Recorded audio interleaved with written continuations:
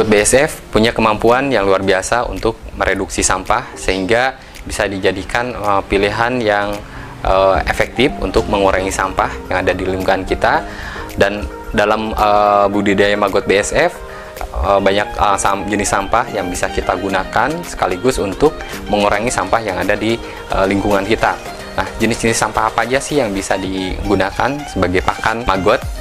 Nah, jenisnya misal yang pertama adalah limbah sayuran atau limbah buah-buahan yang biasa kita banyak temui di pasar ya, limbah sayuran atau limbah buah-buahan. Nah, cuman ada perbedaannya antara limbah sayuran dan limbah buah-buahan ini untuk dijadikan pakan Maggot BSF. Untuk limbah sayuran itu biasanya tuh tidak langsung dimakan karena lumayan teksturnya agak keras, jadi biasanya perlu kita cacah dulu atau misalkan kita fermentasi dulu. Biasanya akan dimakan oleh maggot limbah sayuran ini ketika sudah membusuk. Jadi harus hati-hati juga menjadikan sebagai pakannya. Misalkan daun kol yang kita ambil misalkan dari pasar, itu kalau misalkan kita berikan ke Maggot BSF itu biasanya tidak langsung dimakan, jadi menunggu busuk. Nah, ketika pembusukan ini biasanya itu akan menimbulkan polusi bau ya ke sekitar kita, sehingga harus dicacah dulu supaya hancur, supaya maggot lebih mudah untuk memakannya, atau misalkan dengan fermentasi. Nah, sedangkan buah-buahan itu yang cenderung biasanya lebih lembut dan baunya lebih wangi, itu biasanya cukup dipotong-potong kecil aja, tapi misalkan bijinya bisa kita buang. Jadi nanti ada pemilahan ketika kita pemberian pakan ke maggot.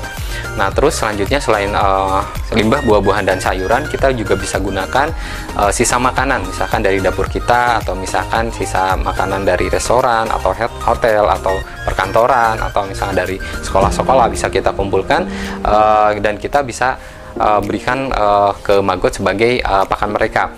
Dan selain sisa makanan, kita bisa gunakan juga limbah-limbah dari industri, misalkan dari industri tahu ya, industri pembuatan tahu biasanya akan menghasilkan limbah namanya ampas tahu. Nah, itu bisa kita gunakan juga untuk pakan maggot.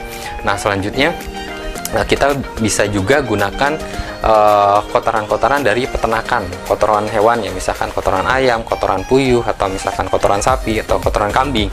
Nah, untuk budidaya maggot dengan menggunakan kotoran hewan itu juga harus lebih hati-hati, karena biasanya itu akan menimbulkan bau. Jadi harus melihat kondisi lingkungan sekitar. Kalau misalkan tempat budidayanya jauh dari pemukiman, mungkin bisa dilakukan, tapi kalau misalkan di dekat pemukiman yang padat, itu sebaiknya tidak dilakukan. Selain jenis sampah yang saya sebutkan di atas tadi, bangkai hewan bisa dijadikan sebagai pakan untuk maggot.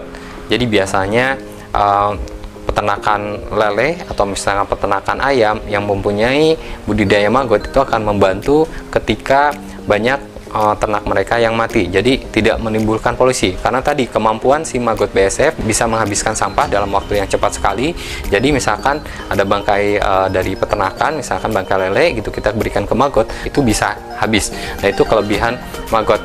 Dan selain jenis-jenis yang bisa dijadikan sebagai pakan, ada juga jenis sampah yang dijadikan campuran dalam budidaya Maggot BSF.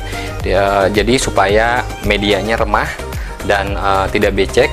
Nah, bisa kita gunakan seperti serbuk gergaji, ampas kelapa, dan atau kohei juga yang dicampur dengan serbuk gergaji. Nah, untuk mengurangi bau dari media. Jadi kalau misalkan kita memberikan pakannya buah-buahan, kita sebaiknya menggunakan campuran media lain, misalkan ampas kelapa atau misalkan serbuk gergaji. Oke, nah jenis-jenis sampah sudah kita bahas seperti itu.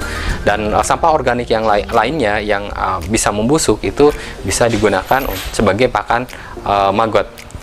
Sekian dari saya, terima kasih.